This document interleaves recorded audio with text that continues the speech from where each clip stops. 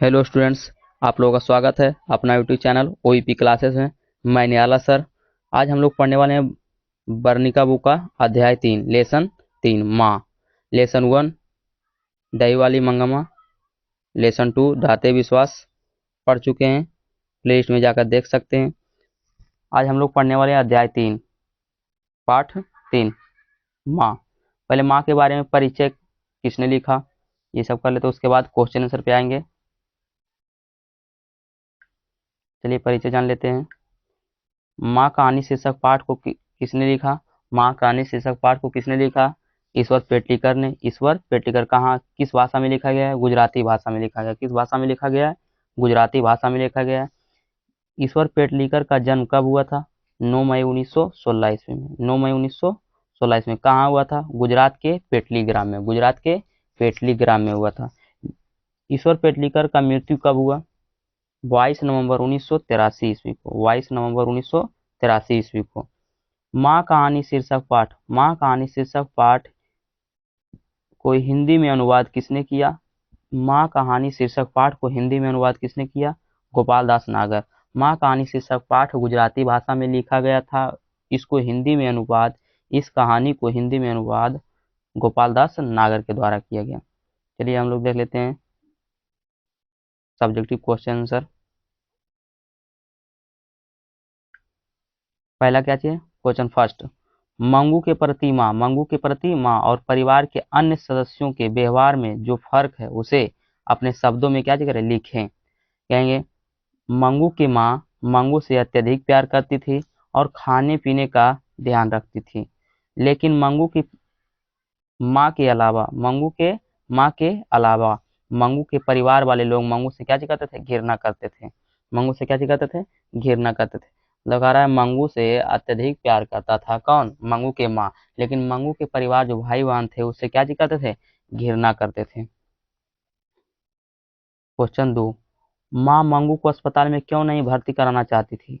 विचार करें। कहेंगे माँ मंगू को अस्पताल में भर्ती नहीं कराना चाहती थी क्योंकि मैं उसकी माँ होकर सेवा नहीं कर सकता हूँ, तो अस्पताल वाले लोग उसकी सेवा क्या करेंगे? यही सोचकर मंगू की माँ मंगू को अस्पताल में नहीं भर्ती कराना चाहती। मंगू की माँ सोचती थी कि मैं उसकी माँ होकर भी मैं उसकी सेवा नहीं कर सकता हूँ, तो अस्पताल वाले लोग इसकी सेवा क्या करेंगे? इसलिए मंगू की माँ मंगू को अस्पताल में नहीं भर्ती कराना चाहती थी। क्वेश्चन 2, क्वेश्चन 3 देख लेते हैं।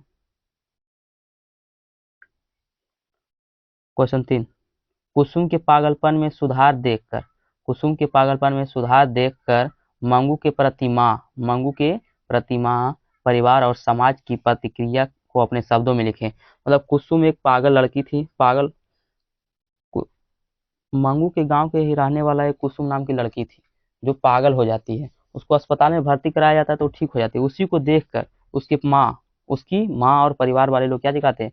तो कहते हैं कुसुम के पागलपन में सुधार देखकर, कुसुम के पागलपन में सुधार देखकर मंगू के प्रति माँ, परिवार और समाज की प्रतिक्रिया यह था कि मंगू को भी अस्पताल में भर्ती करा देना चाहिए। तो मंगू कुसुम ठीक हो गई तो लगने लगा सबको, गांव वाले लोगों को और उसकी माँ को कि मंगू को भी अस्पताल में भर्ती करा देंगे तो मंगू भी ठीक हो सकती है। क्वेश्चन 4, कहानी के शीर्षक की सार्थकता पर विचार करें। मतलब जो कहानी लिखा गया है वो माँ सही लिखा गया है नहीं, उस पर क्या करें? विचार करें। कहेंगे इस कहानी का शीर्षक पाठ माँ रखा गया है। क्या रखा गया है? इस कहानी का शीर्षक पाठ माँ रखा गया है क्योंकि मंगू को जब अस्पताल में भर्ती करा दिया जाता है, जब मंगू को अस्पताल में भर्ती करा दिया जाता है तो मंगू की माँ उसके प्रति, उसके बारे में सोच सोच कर पागल हो जाती है। इसलिए हम कह सकते हैं कि इस कहानी का शीर्षक पाठ माँ रखा गया है। यह सही है।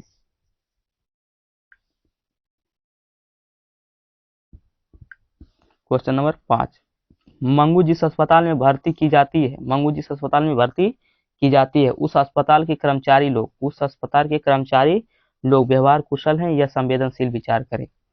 कहेंगे मंगू के प्रति आंसर, मंगू जिस अस्पताल में भर्ती की जाती है उस अस्पताल के कर्मचारी संवेदनशील और व्यवहार कुशल हैं क्योंकि मंगू को अत्यधिक ध्यान रखते थे।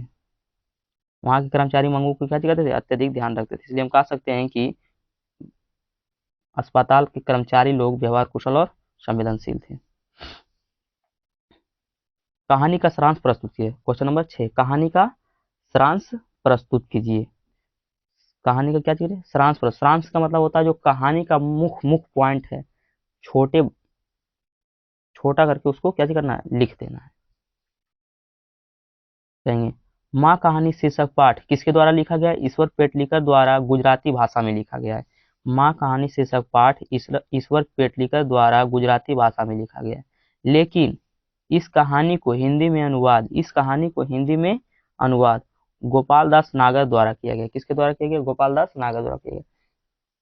इस कहानी में माँ की 4 संतानें थे। इस कहानी में माँ की कितनी संतान थे? 4 संतान, जिसमें से मंगू का जिक्र किया गया है।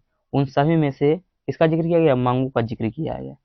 मंगू जन्म से ही पागल और गूंगी लड़की थी।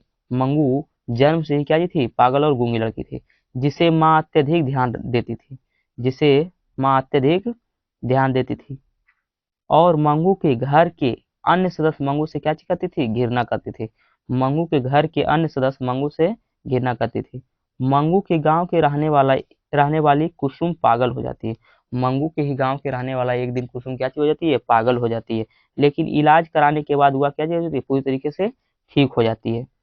ठीक हो जाने के कारण मंगू को भी अस्पताल में भर्ती करा दिया जाता है। लेकिन उसकी माँ मंगू के बारे में सोच सोचकर पागल हो जाती है। अंततः उसकी माँ मंगू के बारे में सोच सोचकर क्या हो जाती है? मंगू की माँ भी पागल हो जाती है। चलिए आज के लिए इतना ही। आप लोगों को बढ़िया लगा हो, चैनल को सब्सक्राइब कीजिए, अपने दोस्तों का शेयर कीजिए। जय हिंद।